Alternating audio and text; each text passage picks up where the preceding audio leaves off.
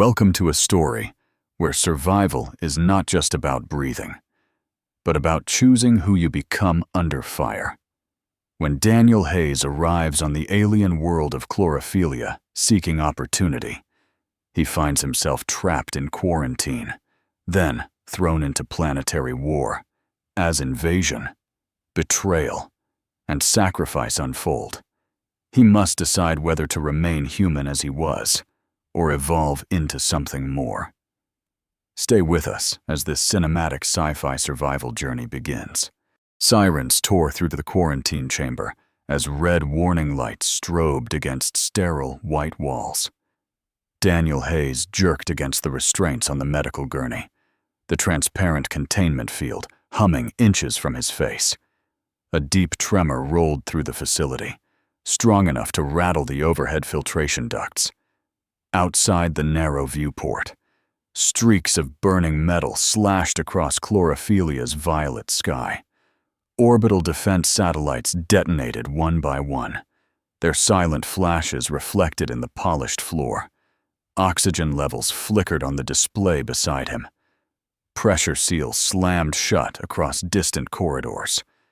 The automated voice repeated the same phrase in clipped alien syllables. Planetary breach detected. Daniel's pulse hammered in his ears. He had crossed light years chasing the promise of opportunity, never imagining he would die as a biohazard sample.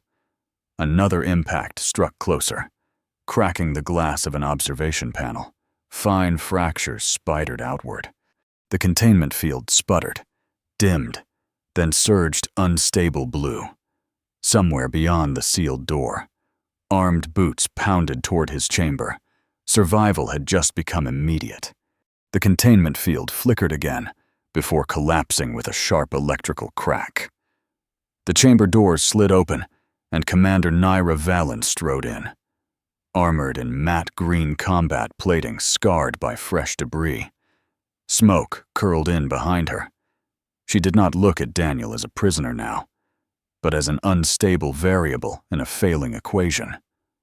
Another shockwave rippled through the facility, showering dust from the ceiling. "Zarian fleet breached upper atmosphere," she said. Voice clipped and controlled. "Orbital shields at 20%. Two security officers cut Daniel's restraints. He swung his legs off the gurney, steady despite the tremor underfoot. "So, this is my welcome," he muttered, but there was no humor left in it. Naira finally met his eyes. "If this facility collapses, you will not be prioritized for evacuation. No hostility, just fact." Beyond the corridor, alarms escalated to a piercing howl. Somewhere above them, something massive struck the capital. Daniel inhaled the metallic tang of burning circuits and nodded once. He was no longer an unwanted guest. He was trapped. The floor buckled beneath them as a direct strike hit the outer ring of the facility. Overhead lights burst in a shower of sparks, plunging the corridor into intermittent darkness. Emergency panels slammed shut, but one section failed to seal, exposing a sliver of the burning skyline beyond. "Doctor!" Serena Varel rushed in from the adjacent lab, her uniform smeared with soot, golden eyes sharp with urgency. "Containment protocols are suspended," she said. "The grid is collapsing. We need every capable body." Another explosion tore through the structure, splitting the wall of the quarantine chamber. The sterile glass enclosure shattered outward, shards skidding across the polished floor. Daniel grabbed a fallen respirator mask and secured it over his face as toxic particulates seeped in. The air smelled of ozone and scorched biomass. Naira tossed him a lightweight utility harness. "You can walk?" she demanded. He tightened the straps, steadying his breath. "I can run." The facility groaned again, structural supports cracking somewhere deep below. Quarantine was no longer a prison. It was a death trap. They descended through a maintenance shaft barely wide enough for armored shoulders. The elevator system was dead. So Naira led the way down a vertical ladder that vibrated with each distant impact from orbit. Daniel followed, boots slipping once on slick residue from ruptured coolant lines. The deeper they went, the warmer the air became, thick with the damp scent of living biomass. The undergrid was not mechanical. It pulsed. Bioluminescent roots as wide as pipelines ran along the tunnel walls, glowing faint green beneath translucent membranes. Energy rippled through them in visible waves. Serena's voice crackled through Daniel's borrowed comm unit. Radiation levels rising. Avoid direct contact with the primary conduits. A tremor shuddered through the shaft, dust raining down. Somewhere above, another defense platform detonated. Daniel reached the tunnel floor and felt the vibration beneath his boots, like a heartbeat struggling to maintain rhythm. Naira unsealed a reinforced hatch, revealing a narrow passage carved between enormous root reactors. "This is the central lattice," she said. "If it fails, the capital suffocates." Daniel stepped inside without hesitation. A violent shockwave ripped through the undergrid, slamming Daniel against the pulsing wall of bioconduits. The roots flared bright green, then flickered erratically. Above them, something massive tore through the surface defenses. Serena's voice cut in, distorted by interference. "Zarian boarding pods have breached the outer districts." A deafening metallic screech followed, and a section of tunnel ahead collapsed in a cascade of stone and ruptured root fibers. From the dust, a chlorophyllian technician stumbled forward, armor torn, emerald blood dark against the glow. Naira moved first, catching the wounded civilian before he fell. Daniel dropped beside them, hands already working. He pressed compressive sealant into the gash, while Naira covered the corridor. Rifle raised. The injured technician gasped, air wheezing through damaged lungs. Daniel adjusted the respirator valve and stabilized the bleeding with steady pressure. Another tremor rolled through the lattice. The glow overhead dimmed further. "We're losing circulation," Serena warned. Daniel looked at the wounded alien, then at Naira. This was no longer theoretical. The war had reached them. An evacuation beacon pulsed red at the end of the corridor, projecting a single outbound shuttle route before the airspace closed. "One seat," Serena transmitted. "Human extraction authorized." The wounded technician was secured to an emergency stretcher, breathing shallow but stable. Naira turned to Daniel, visor reflecting the dying green glow of the lattice. "This is your window. After this, there is none." Another explosion rattled the undergrid, dislodging fragments of stone that clattered across the floor. The beacon flickered, counting down. Daniel stared at the escape path displayed on his wrist unit, a clean line through chaos. Above them, sirens wailed and something massive tore through atmospheric shields. He imagined cold vacuum swallowing the city. "If I leave," he said evenly, "you lose an extra pair of hands." Naira's jaw tightened. "If you stay, you might die." The countdown dropped to 10 seconds. Daniel deactivated the extraction code and crushed the beacon under his boot. "Then we fix it," he said, turning back toward the failing core. The reactor core chamber opened before them like the inside of a living heart. Massive root reactors spiraled downward into a glowing abyss, their translucent membranes pulsing with uneven light. The air vibrated with unstable energy, hot and metallic against Daniel's tongue. Warning glyphs flashed across the curved walls in rapid alien script. "Primary lattice is desynchronizing," Serena's voice reported through static. "Manual recalibration required." Naira secured the entrance hatch and took position near the control spine. weapon ready in case Zarian forces breached underground. Daniel stepped onto the narrow maintenance platform, suspended over the churning energy well. The surface trembled beneath his boots. He unclipped a conductive interface rod and drove it into a secondary conduit. The root flared bright green, then dimmed dangerously.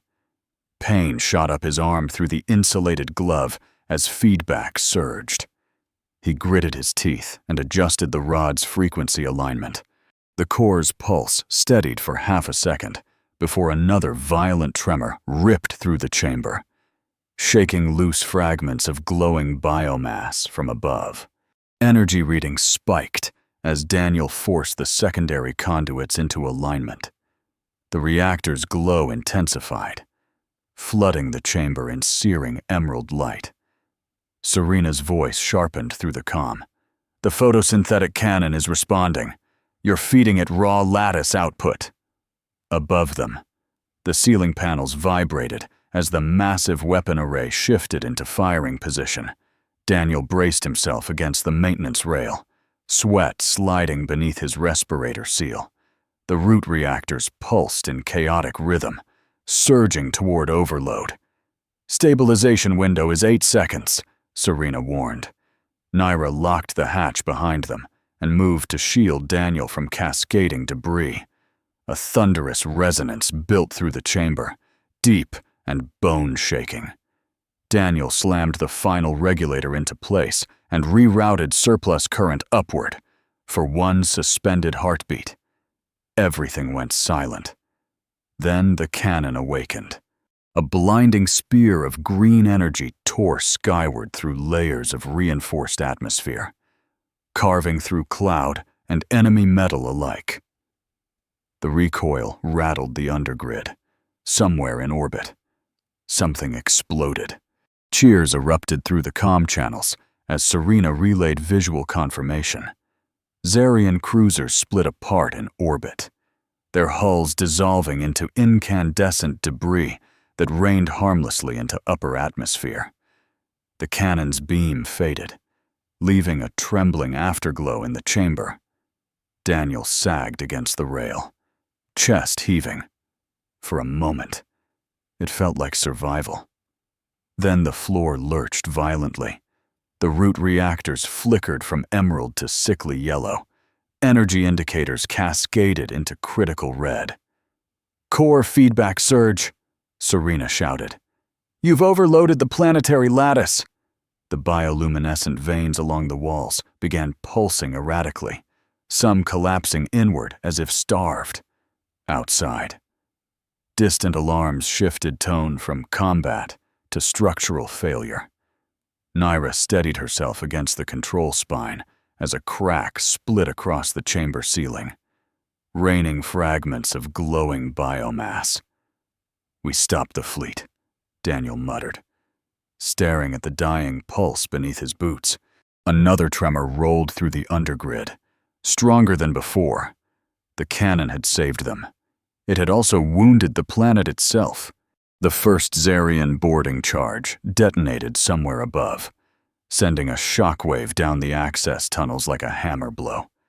Emergency lights snapped from green to crimson. Serena's voice fractured with interference. "Multiple hull penetrations in the capital sector. Ground forces confirmed." Naira's visor display flared with incoming tactical data as metallic footsteps echoed through the corridor beyond the reactor chamber. Daniel grabbed a fallen plasma sidearm from a damaged security rack, unfamiliar weight settling into his palm.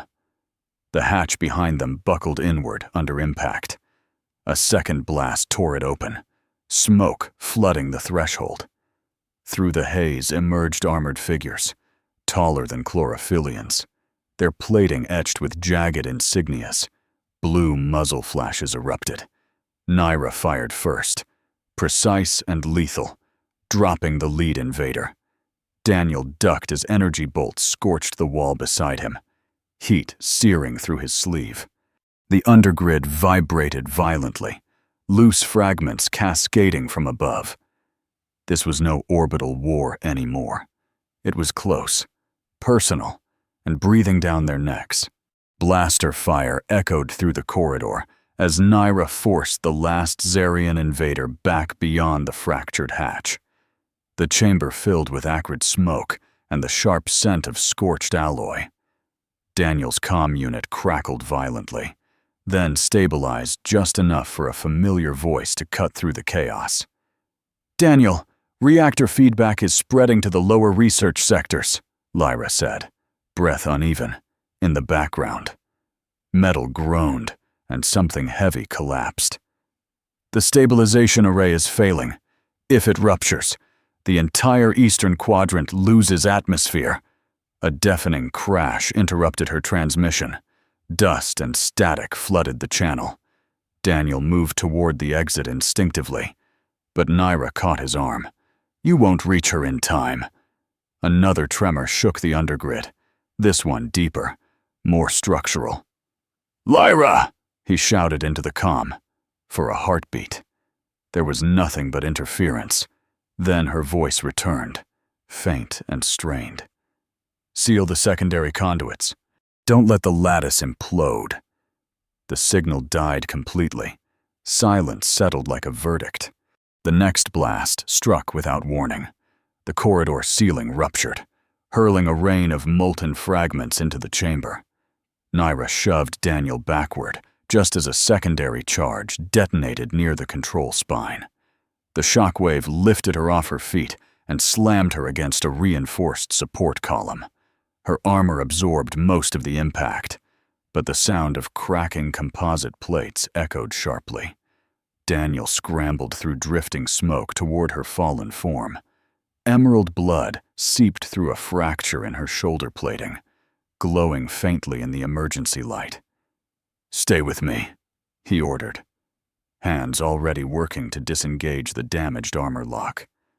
Zarian silhouettes moved through the haze beyond the breach, weapons charging with rising whines. Daniel dragged Naira behind a collapsed section of reactor housing and returned fire blindly. Buying seconds. The undergrid pulsed erratically beneath them, every vibration threatening collapse. Naira's breathing grew shallow inside her helmet. "Keep the core stable," she forced out. Another tremor shook the chamber, and the lights flickered dangerously dim. Silence pressed in after the last exchange of fire, broken only by the erratic pulse of the failing lattice. The reactor chamber's glow had dimmed to a sickly flicker, casting long, unstable shadows across fractured metal and fallen biomass. Daniel sealed Naira's shoulder with emergency biofoam, the compound hissing as it bonded to cracked armor and torn flesh beneath. Her breathing stabilized, but she remained unconscious. Serena's voice returned over the comm, thin and strained. "The photosynthetic cannon is offline. The lattice is collapsing sector by sector. If we lose central synchronization, the atmosphere will destabilize within hours." Daniel looked around the ruined chamber. No reinforcements, no evacuation beacon, no guarantee Lyra was alive. Just the hum of dying energy and a wounded commander at his feet. Above them, distant impacts suggested the Zarian fleet had regrouped. The undergrid felt smaller now, claustrophobic, as if the planet itself were tightening its grip. Daniel leaned back against the reactor housing, forcing air into his lungs. For the first time since arrival, he felt utterly alone. Daniel pressed his helmeted forehead against the cold reactor casing and finally allowed the tremor in his hands to surface. The undergrid's pulse had slowed to a ragged rhythm, like a failing heartbeat echoing through stone and root. He had come to chlorophilia, chasing novelty, romance, the thrill of reinvention. Now there was no audience, no charm, no applause, only consequence. Serena's data feed scrolled across his wrist display, red warnings stacking faster than he could read. Oxygen reserves projected to collapse if the lattice failed completely. Above ground, Millions depended on this chamber stabilizing. Naira lay motionless beside him. Emerald blood dried along the seams of her armor. He realized with sudden clarity that leaving earlier would have been easier. Survival demanded more than bravery. It demanded sacrifice without certainty of reward. The fear was not of dying in alien soil. It was of dying meaningless, just another foreign body in a forgotten war. He forced himself upright, breath steadying. Serena's image flickered weakly across Daniel's wrist display, her lab coated in dust and fractured light. "There is one option," she said, voice low. "Your biochemistry is interacting with the lattice. The cannon surge proved it. If you interface directly with the core, you may stabilize the planetary network." Daniel glanced at the glowing conduit snaking along the chamber walls. "May." She did not soften it. "The feedback could irreversibly alter you. Cellular integration. You would no longer be fully human." Another tremor rippled through the undergrid, scattering fragments of biomass across the floor. Naira stirred faintly, but did not wake. Above them, warning tones signaled atmospheric decline. Daniel exhaled slowly, removing his damaged glove. The root reactor beside him pulsed brighter. As if responding, he had crossed galaxies seeking something extraordinary. Now the extraordinary demanded a cost. "Guide me through it," he said quietly. Serena hesitated only a second before transmitting the interface sequence. Daniel stepped toward the living core and placed his bare hand against the light. The moment Daniel's bare palm touched the root reactor, the chamber exploded in light. Emerald energy surged up his arm like liquid fire, searing through nerves and bone without breaking skin. He bit down on a shout as Serena's instructions poured through his comm in rapid fragments. "Do not pull away. Synchronize your breathing to the pulse." The lattice answered him, waves of bioluminescent current rippling outward from the point of contact. His vision fractured into streaks of green and white. Data streams flooded his wrist display before shorting out completely. He felt the planet's rhythm inside his chest, a second heartbeat overlaying his own. The undergrid convulsed, conduits flaring as if recognizing a missing circuit restored. Pain sharpened, then transformed into something colder. Deeper. Connection. Daniel staggered, but did not release his grip. Behind him, Naira's faint breathing steadied as atmospheric pressure stabilized by a fraction. The living core tightened around his hand, accepting him. Integration had begun, and there was no reversing it now. The lattice pulse accelerated beyond anything Serena had predicted. Energy flooded through Daniel's veins, igniting faint emerald fractures beneath his skin. His heartbeat struggled to keep pace with the planetary rhythm surging through him. "Core output exceeding safe parameters," Serena warned, her voice strained. "If you channel too much, the feedback will burn out your neural pathways." Daniel clenched his jaw, forcing focus as the photosynthetic cannon's dormant conduits lit above ground. The undergrid trembled violently, conduits snapping into synchronized brilliance. Zarian vessels re-entered firing range, unaware the weapon was awakening again. Daniel felt the cannon's hunger pulling through him, demanding release. He redirected the surge upward, every nerve screaming as current tore across his altered physiology. A blinding column of green energy erupted skyward once more, this time sharper, more concentrated.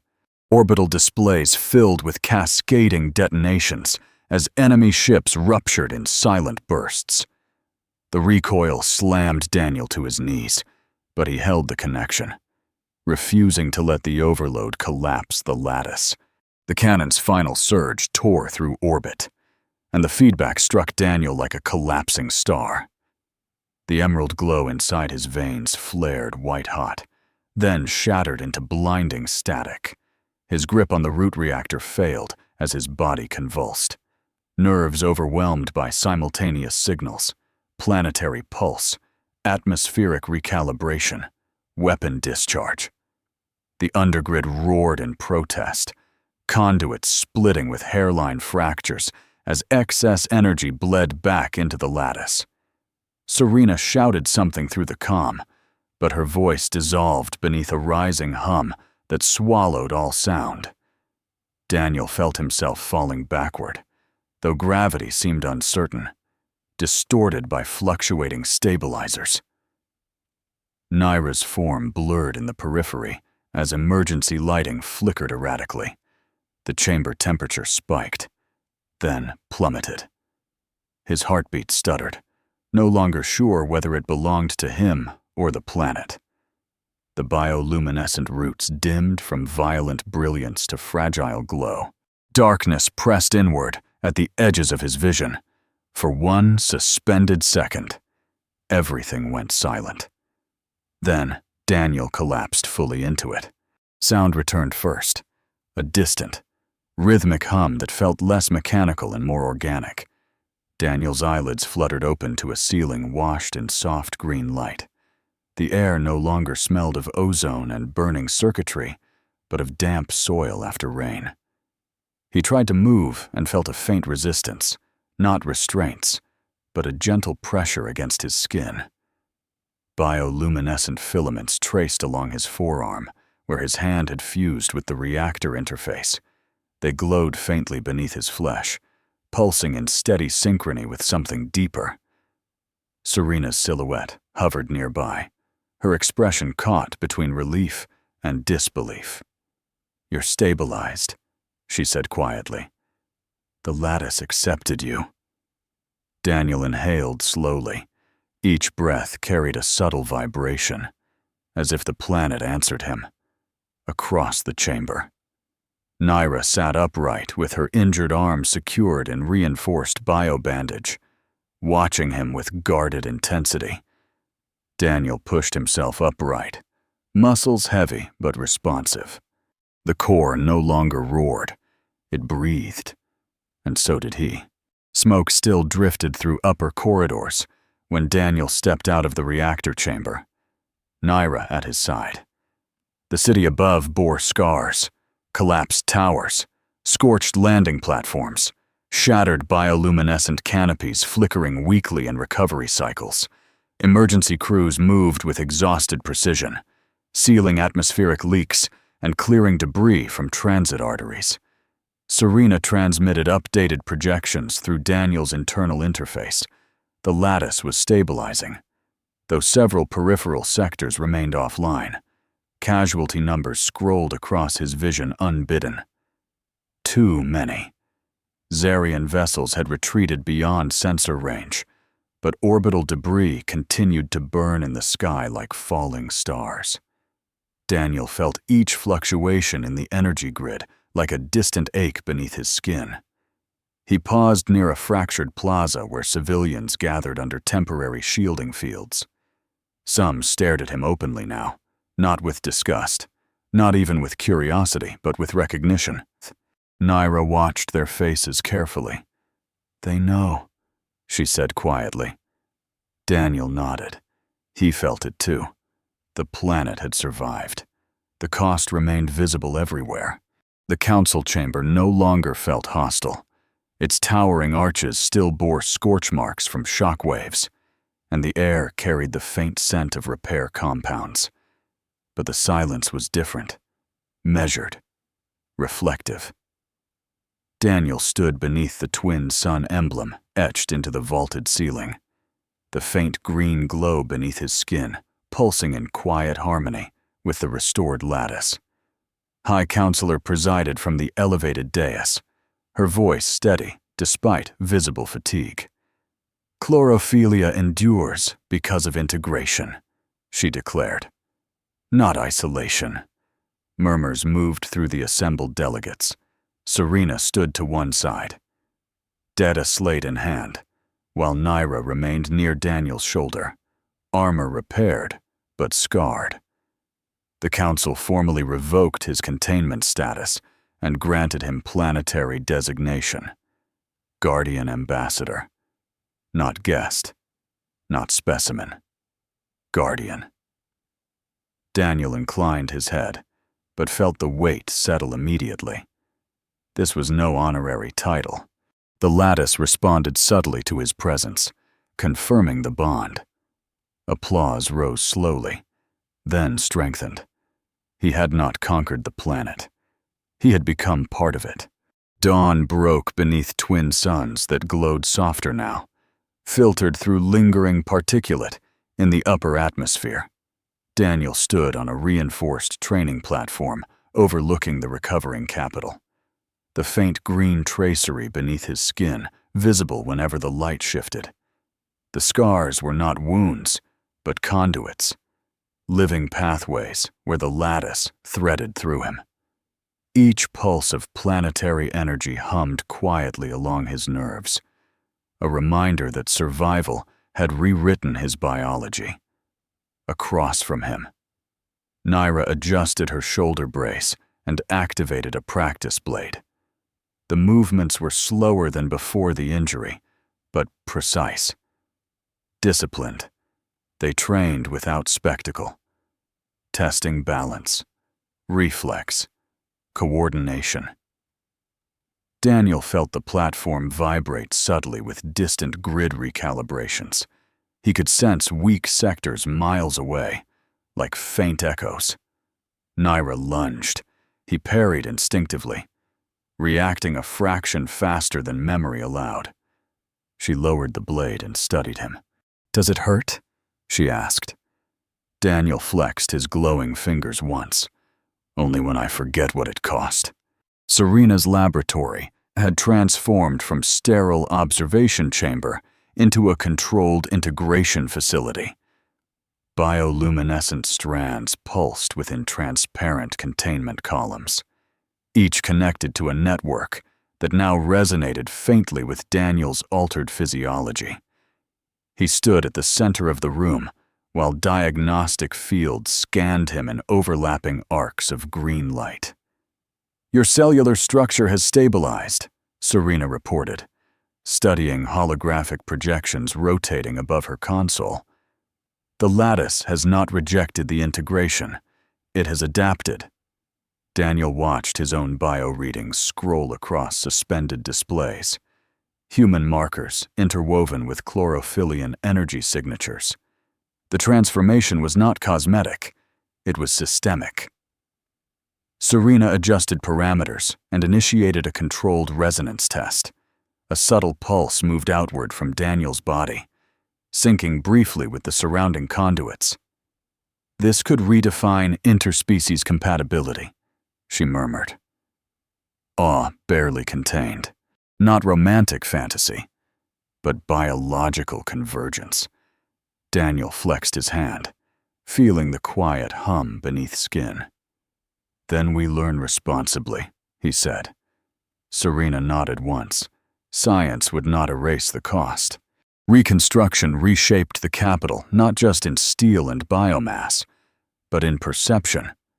Public forums replaced isolationist decrees. Holographic galleries displayed recordings from the invasion, Zarian ships burning, the lattice surging. Daniel's silhouette framed in emerald light. The narrative was no longer contamination. It was collaboration. Citizens gathered beneath restored bioluminescent canopies to debate new exchange protocols with off-world systems. Some voices resisted, invoking ancestral purity. Others argued survival had rewritten tradition. Daniel moved quietly through these assemblies, feeling the subtle vibration of the grid beneath his skin, listening more than speaking. Children approached without hesitation, curious rather than fearful. Naira observed from a distance, assessing crowd tension as instinctively as she once tracked enemy formations. The shift was fragile, uneven, but real. Policies changed slowly, attitudes shifted faster. Chlorophylla had not opened its borders fully. Yet it no longer sealed them blindly.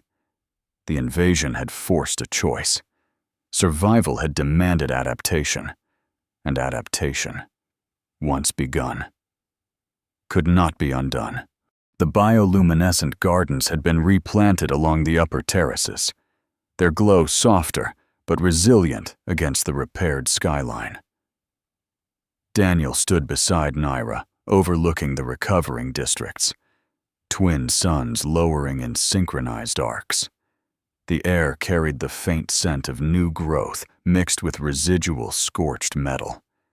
He felt the lattice hum beneath his skin. Steady now, no longer violent. Naira rested her repaired arm against the railing, posture disciplined, but no longer distant. The council wants formal alignment between Earth and chlorophylla, she said quietly. Daniel studied her profile rather than the horizon. Alignment requires trust, he replied. She glanced at him, measuring the tone. He did not kneel. He did not grandstand. I didn't stay for conquest, he said. I stayed because this world became mine to protect. I want partnership, not obligation. The wind stirred faintly through the canopy lights. Naira held his gaze longer than protocol required. You understand the weight of that? She asked. Daniel nodded once. I already carry it. The ceremony took place at the restored central plaza, where fragments of shattered lattice had been fused into a new monument. No spectacle, no excess, only those who had stood through invasion and aftermath. Twin suns filtered through a translucent canopy grown from living fibers, casting shifting emerald patterns across assembled citizens. Daniel stood opposite Naira on a platform forged from reclaimed reactor alloy, its surface faintly warm beneath his boots. Serena and senior delegates observed from the perimeter, their expressions measured but approving. When the formal alignment decree was read, it was brief and precise, an accord of partnership between worlds and between two individuals bound by shared survival. Daniel extended his hand, bioluminescent veins visible beneath skin. Naira removed her gauntlet and met him bare-handed.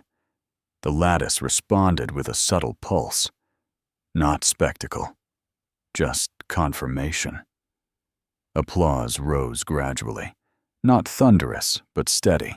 This was not conquest or romance spectacle.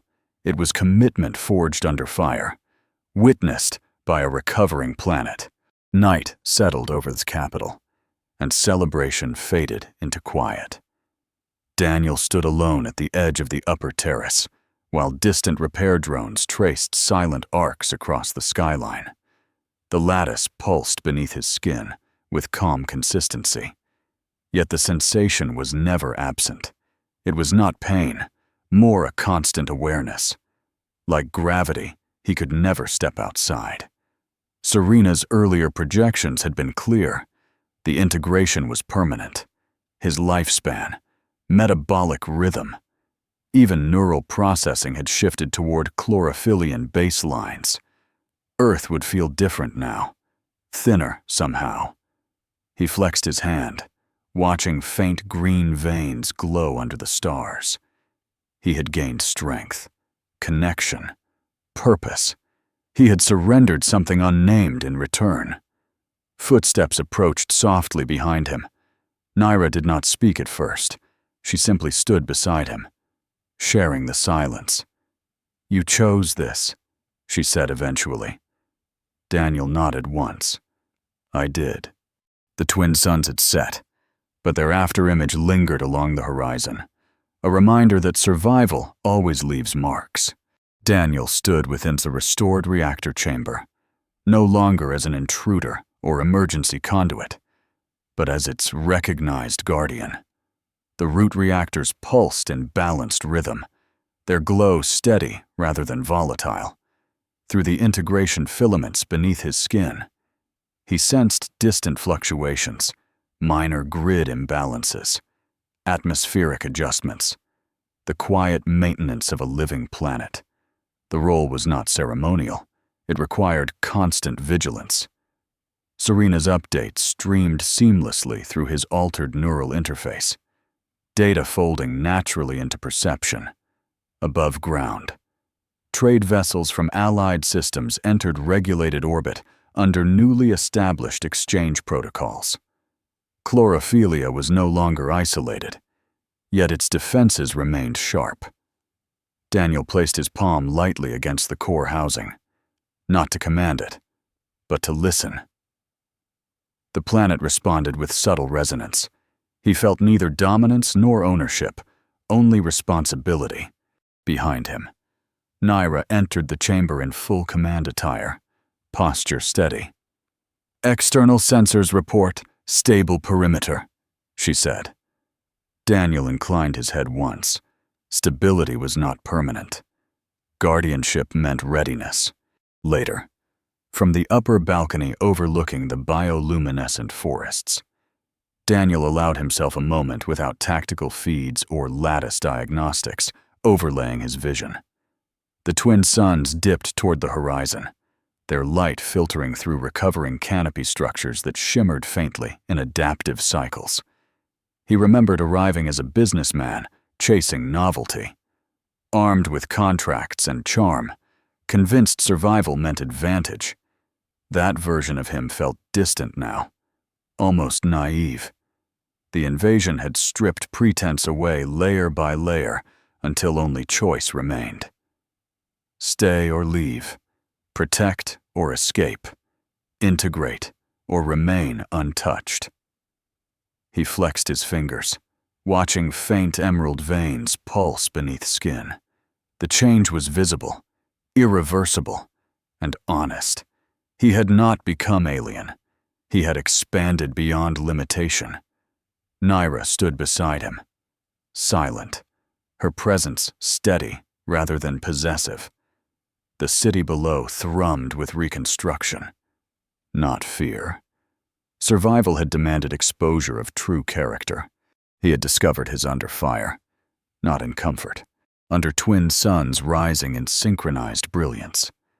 Daniel and Naira stood at the edge of the restored Capitol Terrace, overlooking forests that shimmered with renewed bioluminescent life. Trade vessels glided across high orbit in controlled arcs, their contrails faint against the pale sky.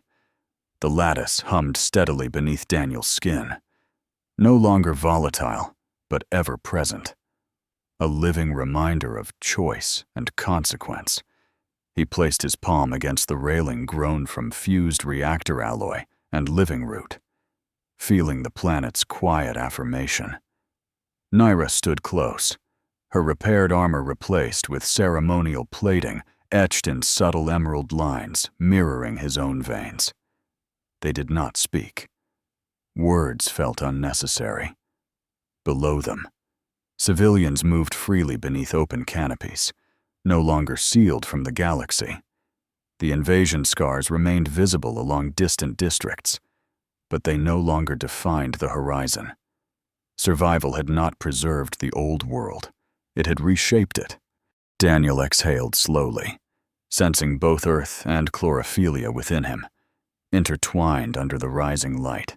What began as ambition became transformation. Daniel did not simply survive an alien invasion. He paid the cost of integration, responsibility, and irreversible change.